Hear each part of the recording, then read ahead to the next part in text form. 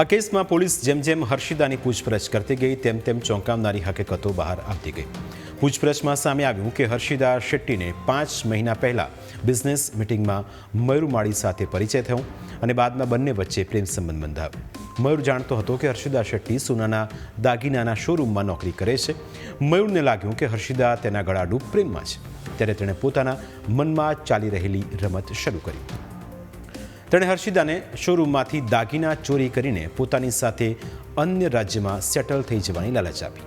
હર્ષિદાને પણ પ્રેમીની આ વાત પસંદ આવી, એટલે તેણે 11 મીના રોજ તક મળતા જ માલિકની ગેરહાજરીમાં જેટલા દાગીના ચોરી શકાય તેટલા ચોરી લીધા અને મેડિકલ ઇમરજન્સીનું બહાનું કાઢીને દુકાનમાંથી રફુચક્કર થઈ ગઈ અને ત્યાંથી પ્રેમી મયુર માળી સાથે બુલેટ પર ઉદયપુર ભાગી ગઈ અને ત્યાંથી બંને દિલ્હી જતા રહ્યા।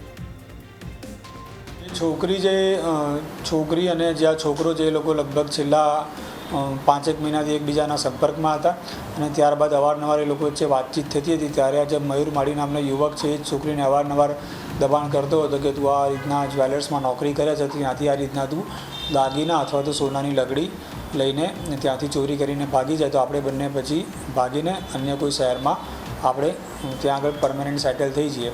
એટલે છોકરાના કહેવાથી છોકરી આ ચોરી કરેલી હતી। આ લોકો જ્યારે બિઝનેસ ટુ બિઝનેસ સમિટ કરતા હતા અને એકબીજાને કામ અપાવવા માટે જે બિઝનેસના વર્ક કરતા હતા એ દરમિયાન આભૂષણ જ્વેલર્સ તરફથી છોકરી જ્યારે મિટિંગોમાં જતી હતી એ દરમિયાન છેલ્લા 5 મહિના પહેલાં છોકરો અને છોકરી એકબીજાના સંપર્કમાં આવેલા હતા।